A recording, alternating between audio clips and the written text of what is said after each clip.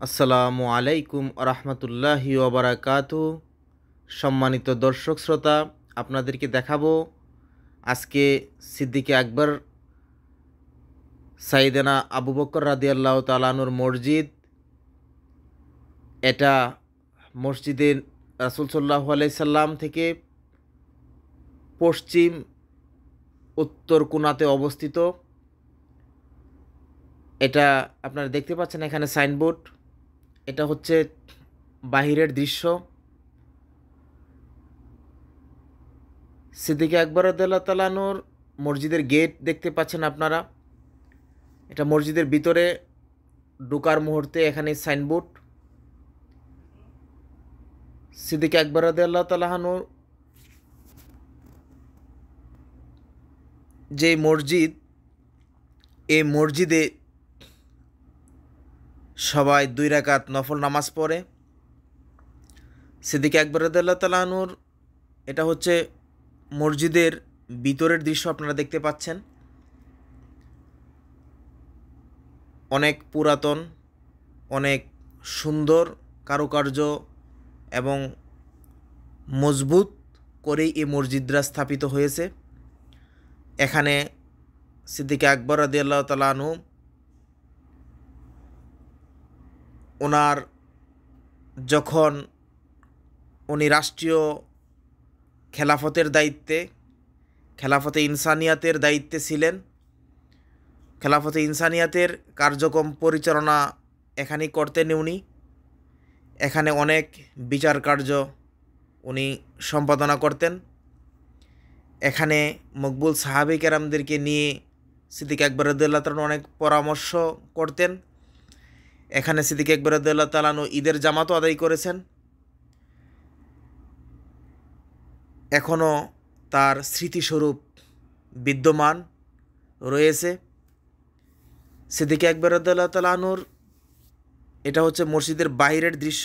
এখানে দেখতে পাচ্ছেন আমাদের মা বোনেরা একসাথে নামাজ আদায় করতেছে, ভিতরে ভাই বাবারা নামাজ পড়ে।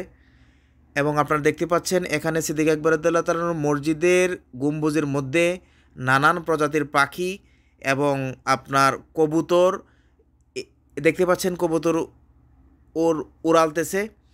এখানে বিভিন্ন প্রজাতির পাখি এসে বসে, বিশেষ করে কবুতরগুলি বেশি। কবুতরগুলি আপনারা দেখতে পাচ্ছেন সুস্পষ্ট, গম্বুজের মধ্যে কত সারিভাবে সুন্দরভাবে বসে আছে এবং কিছুক্ষণ পর পর সবাই সম্মিলিতভাবে উড়াল দেয়, আবার এক ঝাঁক উড়াল দেয়, এক ঝাঁক এসে বসে। কত সুন্দর মনোরম দৃশ্য। সিদ্দিক আকবর রাদিয়াল্লাহু তাআলা আনহু প্রিয়নবীর এত বড় আশেক ছিলেন যে প্রিয়নবীর উম্মতের সমস্ত এবাদত এক পাল্লায় দিলে সিদ্দিক আকবর রাদিয়াল্লাহু তাআলা আনহুর এক রাত্রের এবাদতই সর্ব উৎকৃষ্ট। তারপরও সিদ্দিক আকবর রাদিয়াল্লাহু তাআলা আনহু ওনার এবাদতের উপর উনি নির্ভর করেননি। সিদ্দিক আকবর রাদিয়াল্লাহু তাআলা আনহু একমাত্র প্রিয়নবীর রহমতের আশা করতেন সবসময়। উনি প্রিয়নবীর প্রেমে মগ্ন থাকতেন, প্রিয়নবীর দেনে খেয়ালে সর্ব অবস্থায় থাকতেন। আপনারা জানেন যে সবাই জানে ইতিহাসের মধ্যে এতভাবে বর্ণনা হয়েছে আবু বকর রাদিয়াল্লাহু তাআলা আনহুর জীবনী। আমরা যদি তাকাই, হিজরতের সময় প্রিয়নবী যখন হিজরত করবেন ঘোষণা দিয়েছেন, সিদ্দিক আকবর রাদিয়াল্লাহু তাআলা আনহুকে রেডি থাকতে বলেছেন। ঠিক সিদ্দিক আকবর রাদিয়াল্লাহু তাআলা আনহু ওই দিন থেকে 6 মাস পর্যন্ত উনি হিজরত করার আগ মুহূর্ত পর্যন্ত, ওই ঘোষণা দেওয়ার পর থেকে ওনার বিছানার মধ্যে উনি পিঠ লাগান নাই। উনি দরজার মধ্যে দাঁড়িয়েছিলেন প্রিয়নবীর প্রেমে। কখন জানি প্রিয়নবী এসে ডাক দেয়, কখন জানি হিজরতের ঘোষণা যে দিয়েছেন, কখন জানি প্রিয়নবী হিজরতের জন্য রওনা দেন। 6 মাস পর প্রিয়নবী আবু বকর রাদিয়াল্লাহু তাআলা আনহুর দরজাতে এসে কড়া নেড়েছেন, ডাক দিয়েছেন, হে আবু বকর। প্রিয়নবী ডাক দেওয়ার সাথে সাথেই সাইয়েদনা সিদ্দিকে আকবর আবু বকর রাদিয়াল্লাহু তাআলা আনহু লাব্বাইক ইয়া রাসূলুল্লাহ সাল্লাল্লাহু আলাইহি সাল্লাম বলে প্রিয়নবীর কদম মুবারকে উনি লুটে গেছেন। বলতেছেন, ইয়া রাসূলুল্লাহ, আমি আপনার গোলাম হাজির, আমি আপনার গোলামকে কবুল করুন, আপনার কদম মুবারকে আমার জীবনকে কবুল করুন, কবুল আর মঞ্জুর করুন। তখন প্রিয়নবী সাইয়েদনা আবু বকর রাদিয়াল্লাহু তাআলা আনহুর দিকে তাকালেন, তাকিয়ে দেখেন চোখগুলি এত ফুলা, অঝরে পানি পড়তেছেন। তখন প্রিয়নবী বলতেছেন, হে আবু বকর, তুমি কি ঘুমাও নাই? তখন আবু বকর রাদিয়াল্লাহু তাআলা আনহু প্রিয়নবীকে উত্তর দিতেছেন, ইয়া রাসূলুল্লাহ, ইয়া নূর আল্লাহ, ইয়া হাবিব আল্লাহ, ইয়া রাহমাতাল লিল আলামিন, আপনি যখন হিজরতের ঘোষণা দিয়েছেন, আমাকে রেডি থাকতে বলেছেন, তারপর থেকে আপনার প্রেমে আমি আমার বিছানায় আমার পিঠ আমি লাগাই নাই ইয়া রাসূলুল্লাহ। যদি আপনি এসে ডাক দেন আর আমি আবু বকরের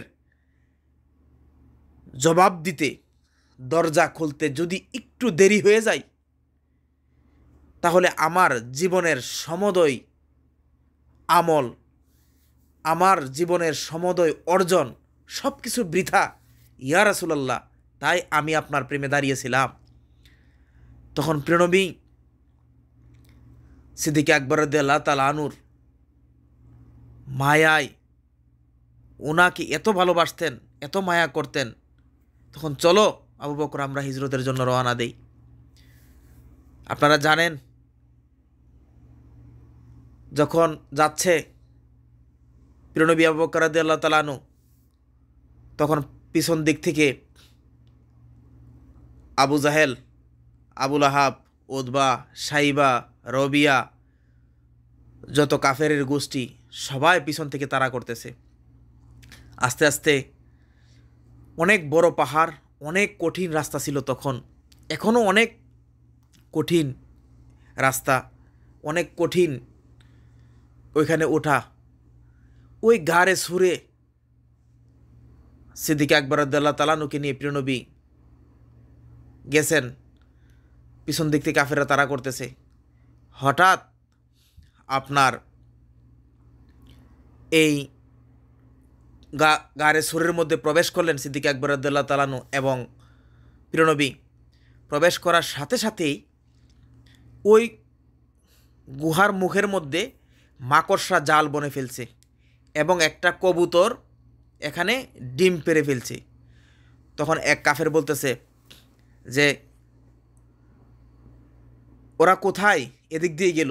তখন একজন বলতেছে যে, এই গুহাতেই মনে প্রবেশ করেছে। তখন আবু জাহেল বলতেছে, আরে বোকা, এখানে কিভাবে প্রবেশ করবে?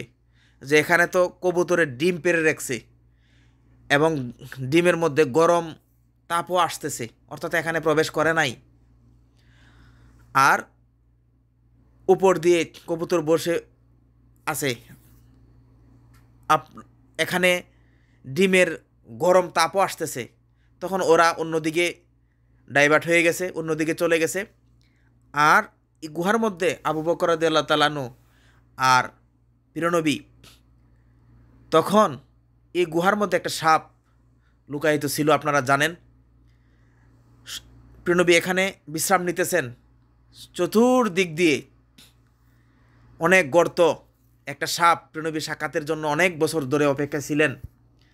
যে তখন সিদ্দিক আকবর রাদিয়াল্লাহু তাআলা আনহু এই সাপটাকে দেখেছেন এবং যতগুলি গুহা আর গর্ত ছিল, এই গর্ত থেকে সাপটা বাড়ানোর চেষ্টা করেছিলেন। সিদ্দিক আকবর রাদিয়াল্লাহু তাআলা আনহু ওনার চাদর দিয়ে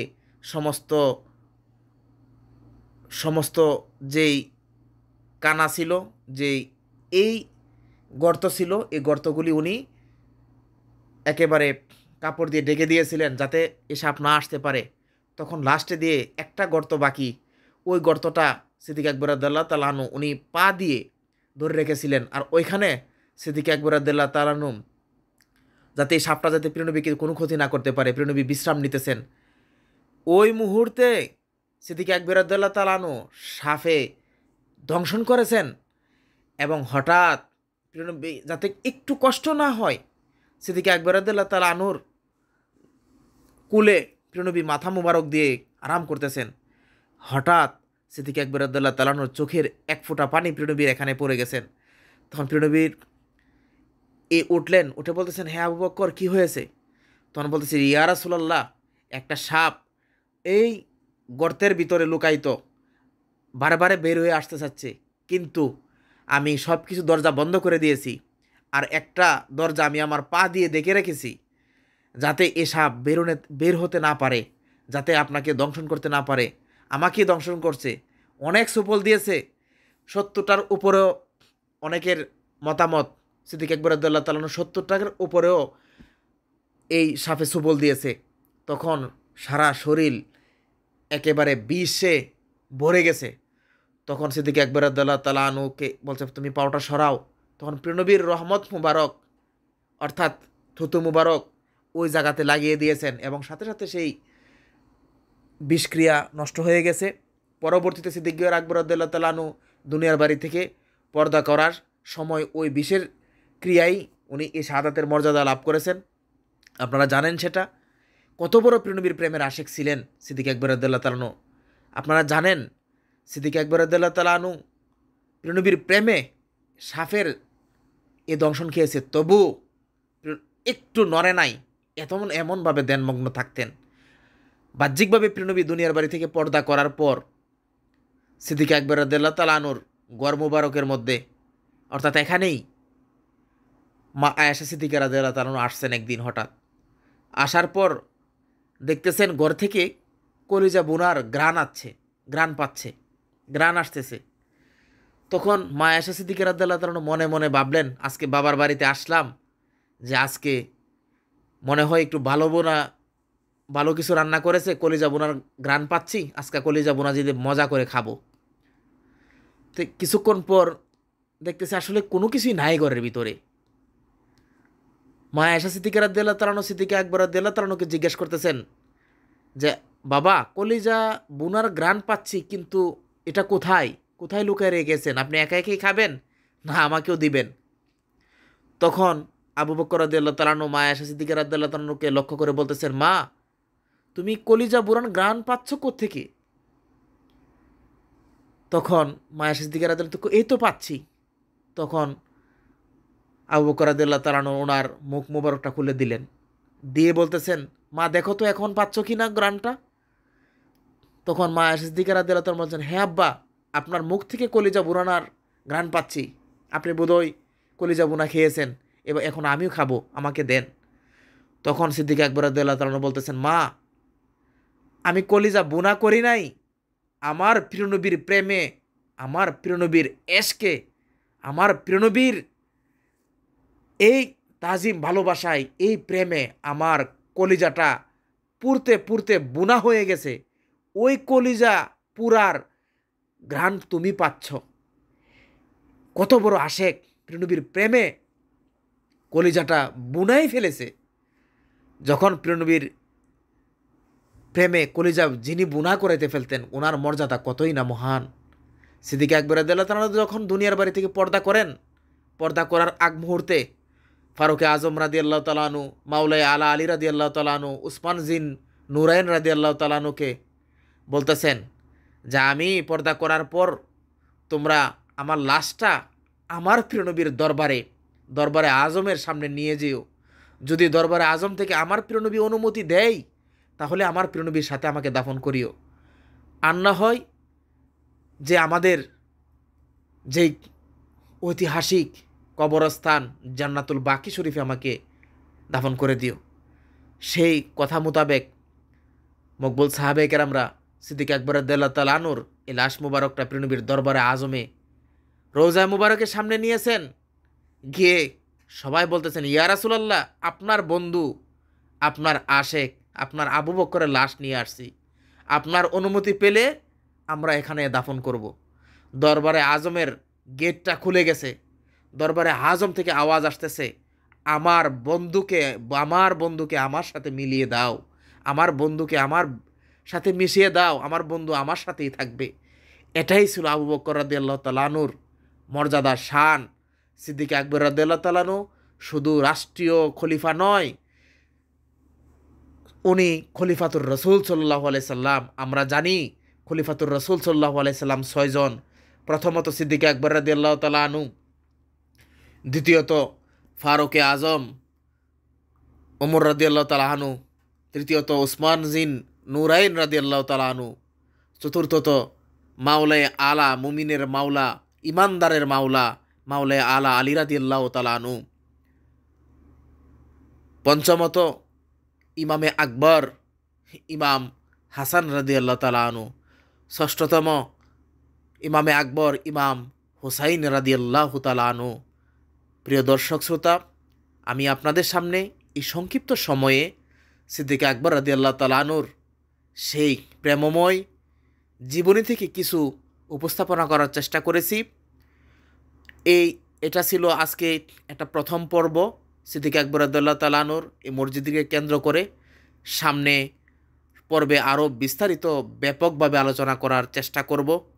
সিদ্দিক আকবর রাদিয়াল্লাহু তাআলা আনহুর প্রেমেই, মকবুল সাহাবী কেরামের প্রেমেই যাতে আমাদের জীবন হয়, সমস্ত মুনাফিকি দ্বারা থেকে যাতে আমরা মুক্ত থাকতে পারি, প্রিয়নবীর প্রেমে যাতে আমরা উৎসর্গিত থাকতে পারি, সাহাবী কেরামের মতে যাতে আমরা থাকতে পারি, এটাই হোক আমাদের জীবনের সফল। আমরা যাতে খেলাফতে ইনসানিয়তের পক্ষে থাকি, মকবুল সাহাবী কেরামের আদর্শে আদর্শিত হই এবং সমস্ত প্রকার মুলুকিয়তের বিপক্ষে থাকি, আমরা যাতে মুলুকিয়ত উৎখাতের কাজে আমাদের সংগ্রামী হই। ফি আমানিল্লাহ রাসূলিহিল কারীম।